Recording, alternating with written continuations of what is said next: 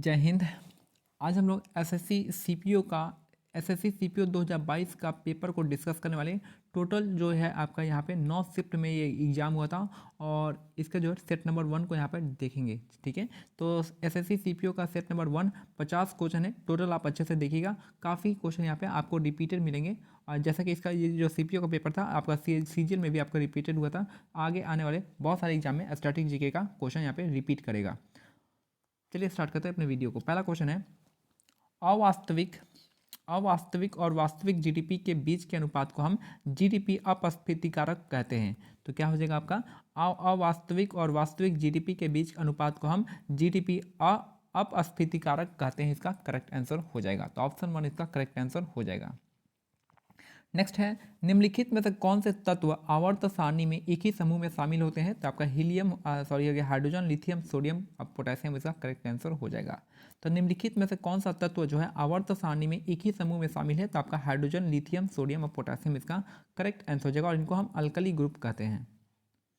Next है, राष्ट्रीय सुदूर संवेदन केंद्र एनआरएससी का मुख्यालय कहाँ पे है। तो आपका हैदराबाद इसका करेक्ट आंसर हो जाएगा। तो राष्ट्रीय सुदूर संवेदन केंद्र एनआरएससी का मुख्यालय कहाँ पे, हैदराबाद इसका करेक्ट आंसर हो जाएगा। नेक्स्ट है, निम्नलिखित में से कौन बेरियम पेरोक्साइड का सूत्र है। तो बेरियम पेरोक्साइड का हो जाएगा BaO2 इसका करेक्ट आंसर हो जाएगा। तो निम्नलिखित में से बेरियम पेरोक्साइड का जो आपका सूत्र है तो BaO2 इसका करेक्ट आंसर हो जाएगा। निम्नलिखित में से कौन सा प्रकाश संश्लेषण में सक्षम जलीय जीवों का एक विविध समूह है। तो शैवाल इसका करेक्ट आंसर हो जाएगा। तो निम्नलिखित में से कौन सा प्रकाश संश्लेषण में सक्षम जलीय जीव एक विविध समूह है। तो इसका जो है आपका शैवाल इसका अलगे इसका करेक्ट आंसर हो जाएगा। नेक्स्ट है क्वेश्चन नंबर, पृथ्वी के मौसम में सभी परिवर्तन जो होता है सूर्य के कारण होता है। तो पृथ्वी के मौसम में सभी परिवर्तन आपका सूर्य के कारण होता है। नेक्स्ट है, सुधा चंद्रन एक प्रसिद्ध अभिनेत्री और एक कुशल भारतनाट्यम नर्तकी हैं। तो सुधा चंद्रन जो है एक प्रसिद्ध अभिनेत्री और एक कुशल भारतनाट्यम नर्तकी हैं। तो सुधा चंद्रन जो है आपका एक क्या है, नर्तकी भी है, अभिनेत्री भी है और एक नर्तकी भी है। और किस फील्ड में है सुधा चंद्रन, तो आपका भारतनाट्यम इसका करेक्ट आंसर हो जाएगा। नेक्स्ट है, बेकिंग पाउडर और बेकिंग सोडा जैसे रासायनिक लेवनर द्वारा बेक की हुई चीज़ों को हल्का और हवादार करने के लिए किस गैस का उपयोग किया जाता है। तो कार्बन डाइऑक्साइड का यूज हम करते हैं। तो बेकिंग पाउडर और बेकिंग सोडा जैसे रासायनिक लेवनर द्वारा बेक की हुई चीज़ों को हल्का और हवादार करने के लिए कौन सा गैस हम यूज करते हैं। तो कार्बन डाइऑक्साइड इसका करेक्ट आंसर हो जाएगा। नेक्स्ट है, around the time of its arrival, जब ये आया था, the normal rainfall increase suddenly, जब ये आता है तो नॉर्मल रेनफॉल क्या होता है, अचानक से बढ़ जाता है। एंड कंटिन्यू कॉन्स्टेंट, और बहुत दिन तक ये क्या होता है, कंटिन्यू करता है। इस प्रोसेस को हम क्या कहते हैं, बर्स्ट ऑफ द मानसून कहते हैं कि मानसून अच्छे से अब पूरे फैल गया है। And can be distinguish from the pre monsoon सोर, और मानसून प्री मानसून से क्या चल गया, तो पूरा अब मानसून फैल गया है, उसको कहा जाता है, इसको हम बर्स्ट ऑफ मानसून कहते हैं, तो पूरी जगह फैल गया हूँ। नेक्स्ट है, स्थिरता के साथ विकास और आत्मनिर्भरता की प्रगतिशील उपलब्धि चौथी पंचवर्षीय योजना का उद्देश्य था। तो 5 प्लान को अच्छे से देख जाना है कि स्थिरता के विकास और आत्मनिर्भरता की प्रगतिशील उपलब्धि जो है चौथी पंचवर्षीय योजना का हमारा उद्देश्य था। नेक्स्ट है, विश्व कप 2022 में भारतीय महिला क्रिकेट टीम की कप्तान कौन थी। तो मिताली राज इसका करेक्ट आंसर हो जाएगा। तो विश्व कप 2022 में भारतीय महिला क्रिकेट टीम की कप्तान कौन थी, तो मिताली राज हो जाएंगी।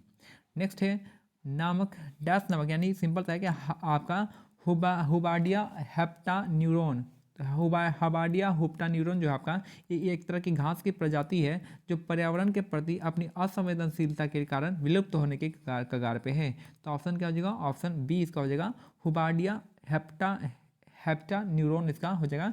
ये घास की प्रजाति है जो पर्यावरण के प्रति अपनी असंवेदनशीलता के कारण यह क्या होगा, विलुप्त होने के कगार पे है।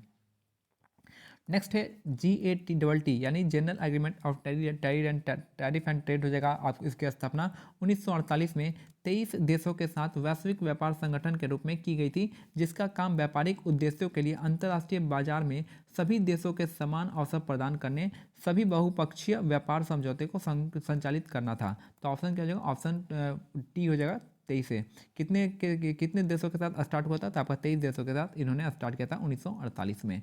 अब इसका नाम हो गया वर्ल्ड ट्रेड ऑर्गेनाइजेशन 1995 में। नेक्स्ट है, निम्नलिखित में से किस राजवंश के शासकों ने मध्य भारत में 950 से 1050 एडी के बीच में खजुराहो के मंदिर का निर्माण करवाया था? तो चंदेल राजवंश इसका करेक्ट आंसर हो जाएंगे। तो निम्नलिखित में से किस राजवंश के शासकों ने मध्य भारत में 950 से 1050 एडी के बीच में खजुराहो के मंदिर का निर्माण करवाया था? तो चंदेल राजवंश इसका करेक्ट आंसर हो जाएगा। नेक्स्ट है, पहला एथलेटिक विश्व कप कहाँ और कब आयोजित किया गया था, जिसे इससे पहले संस्करण के बाद बंद कर दिया गया था? तो लंदन 2018 इसका करेक्ट आंसर हो जाएगा। तो पहला एथलेटिक्स विश्व कप कहाँ और कब आयोजित किया गया था, जिसे इसे पहले संस्करण के बाद क्या हो गया था, बंद कर दिया गया था? तो लंदन 2018 इसका करेक्ट आंसर हो जाएगा। नेक्स्ट है, निम्नलिखित में से किस देश ने FIVB वॉलीबॉल पुरुष विश्व कप के उद्घाटन सत्र की मेजबानी की थी? तो 1965 का पोलैंड इसका करेक्ट आंसर हो जाएगा।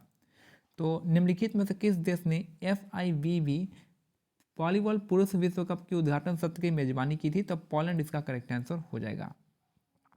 नेक्स्ट है, मेटूर बांध निम्नलिखित में से किस नदी पे स्थित है? तो कावेरी नदी पे स्थित है। मेटूर बांध जो है निम्नलिखित में से किस नदी पे है? तो कावेरी नदी पे मेटूर बांध स्थित है। नेक्स्ट है, आई एम नो मसीहा अभिनेता किसकी आत्मकथा है? तो सोनू सूद की आत्मकथा है। तो आई एम नो मसीहा अभिनेता सोनू सूद की आत्मकथा है आई एम नो मसीहा। नेक्स्ट है, कोपेन के अनुसार निम्नलिखित में से कौन सा कोड शुष्क सर्दियों के साथ ठंडी जलवायु को व्यक्त करता है? तो DW इसका करेक्ट आंसर हो जाएगा। तो कोपेन के अनुसार निम्न में से कौन सा कोड शुष्क सर्दियों के साथ ठंडी जलवायु को व्यक्त करता है? तो DW इसका करेक्ट आंसर हो जाएगा। GNP के संबंध में बताना है कौन सा फॉर्मूला सही है। तो GNP का जो फॉर्मूला था, GNP चलो GDP होता है प्लस विशेष विश्व में नियोजित उत्पादन के घरेलू कारकों द्वारा अर्जित कारक आय, उसमें से माइनस करते हैं हम घरेलू अर्थव्यवस्था में नियोजित शेष विश्व के उत्पादन कारकों के अर्जित आय। देखिए क्वेश्चन थोड़ा सा टफ हो जाएगा और इसको आपको क्या करना है, इसको आप लिख लीजिएगा और आपको डेली आपको इसको एक बार देख लीजिएगा कि इसका फॉर्मूला GNP GDP का क्या फॉर्मूला होता है। तो आप आसानी से इसको याद कीजिएगा। क्वेश्चन अभी पूछ दिया, आगे भी पूछने का चांसेस है क्योंकि यह स्टैटिक जीके का पार्ट है। नेक्स्ट है, निम्नलिखित नदियों में से कौन सी सिंधु नदी प्रणाली की सहायक नदी नहीं है? तो आपका कोसी नदी जो है इसकी सहायक नहीं है। तो बाकी सिंधु के कौन है? रावी, ब्यास, सतलज, इंडस, झेलम, चेनाब। और ठीक है, तो नियोजित में से सिंधु नदी प्रणाली की सहायक नदी है तो ये आपका रावी, ब्यास, सतलज है, कोसी नहीं है, कोसी जो है गंगा की है। नेक्स्ट है, अगस्त 1907 में मैडम बीकाजी कामा विदेशी धरती पर भारतीय ध्वज फहराने वाली पहली व्यक्ति बनी। उन्होंने जर्मनी में भारतीय ध्वज फहराया था।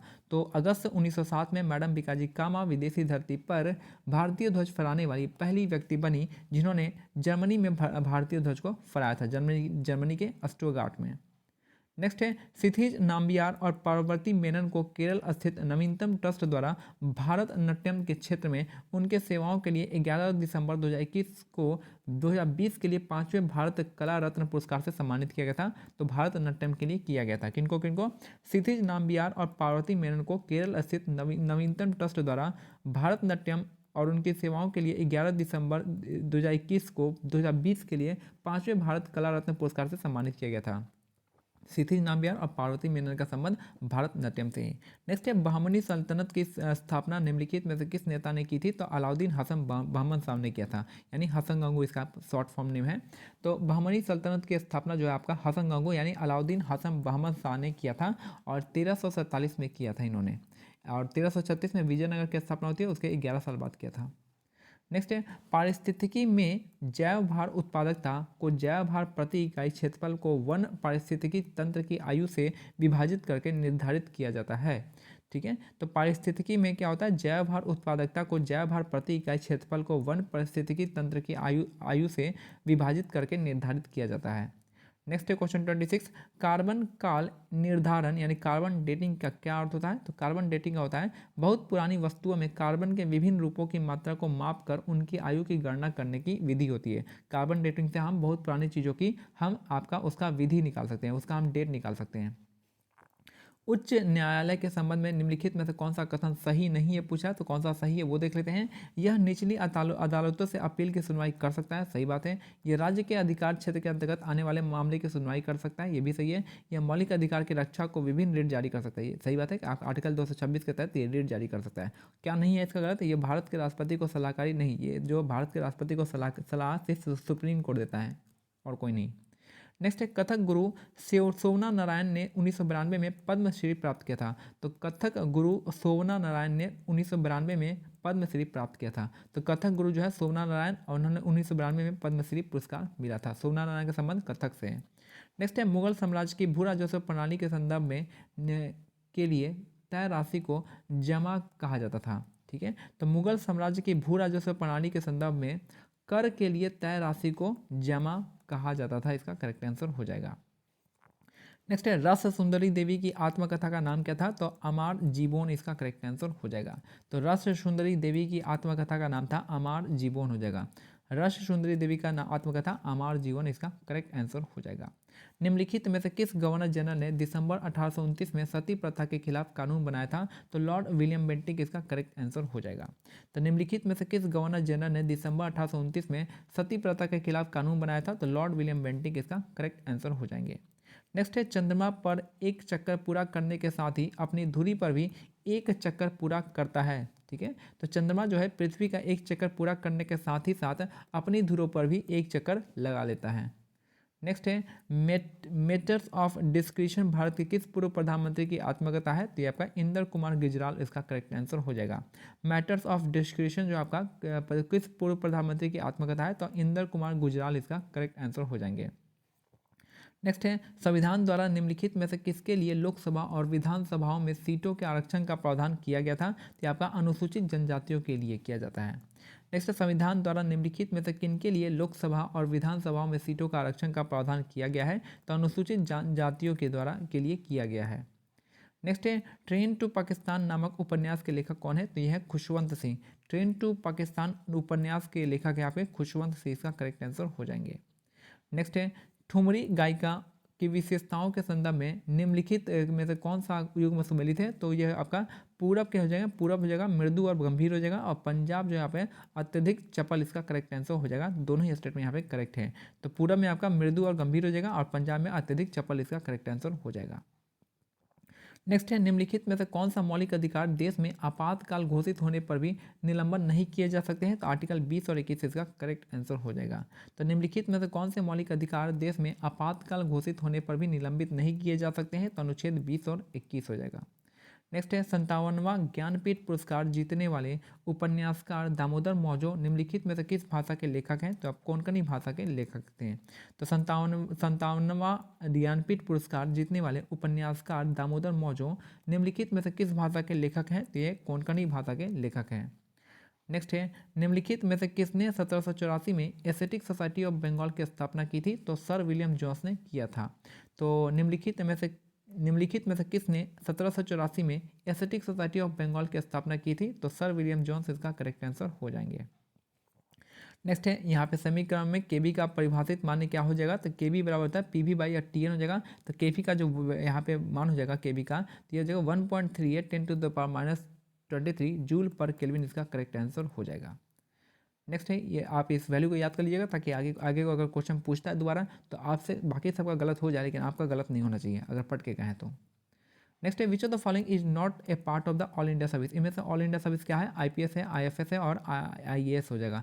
तो बाकी आईईएस नहीं है।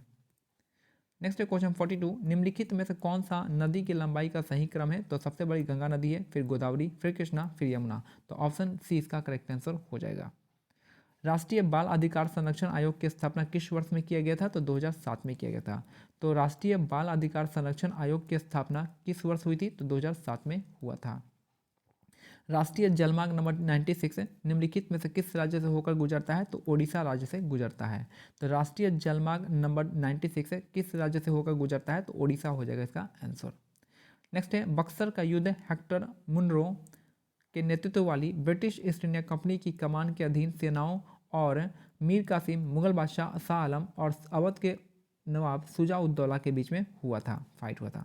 तो बक्सर का युद्ध किसके किसके बीच में हुआ था? ब्रिटिश ईस्ट इंडिया कंपनी के बीच में और मीर कासिम, मुगल बादशाह शाह आलम द्वितीय और आपका अवध के नवाब शुजा-उद-दौला के बीच में हुआ था। ऑप्शन बी इसका करेक्ट आंसर हो जाएगा। निम्नलिखित में से कौन सा देश 22वें फीफा विश्व कप फुटबॉल का आयोजन 2022 में करेगा? तो कतर इसका करेक्ट आंसर हो जाएगा। तो निम्नलिखित में से कौन सा देश 22वें फीफा विश्व कप फुटबॉल का आयोजन करने वाला है 2022 में? तो कतर इसका करेक्ट आंसर हो जाएगा। नेक्स्ट है निम्नलिखित में से कौन भारत के चुनाव आयुक्तों की नियुक्ति करते हैं, तो ये है आपके राष्ट्रपति। तो निम्नलिखित में से कौन भारत के चुनाव आयुक्तों की नियुक्ति करते हैं, तो राष्ट्रपति इसका करेक्ट आंसर हो जाएंगे। नेक्स्ट है निम्न में से किस अनुच्छेद में शामिल मौलिक कर्तव्य अनुच्छेद 21A के समान होते हैं, तो आर्टिकल 51A के इसका करेक्ट आंसर हो जाएगा।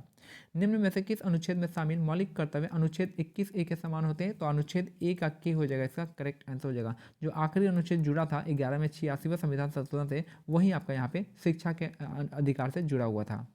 नेक्स्ट है मानसून के संबंध में कौन सा कथन सही है पूछा, तो मानसून जो शब्द है अरबी शब्द से लिया गया है और यह एक वर्ष के दौरान हवा की दिशाओं में मौसमी उलटफेर करता है, यानी जो है रिवर्सल इन विंड जो होता है उसको हम क्या कहेंगे, मानसून कहेंगे, रिवर्सल इन विंड। मोहिनी अट्टम किस हिंदू देवता से संबंधित है, तो विष्णु इसका करेक्ट आंसर हो जाएगा। तो मोहिनी अट्टम जो है किस हिंदू देवता से संबंधित है, तो विष्णु इसका करेक्ट आंसर हो जाएगा। तो ये हमारा एसएससी सीपीओ का जो 2022 में जो पेपर हुआ था उसका सेट नंबर 1 कंप्लीट हुआ है और ये टोटल जो है 9 सेट में था। हम सारे सेट को 1 बाय 1 देखेंगे। चलिए मिलते हैं अगले सेट में सेट नंबर 2 के साथ। तब तक के लिए जय हिंद, जय भारत, धन्यवाद।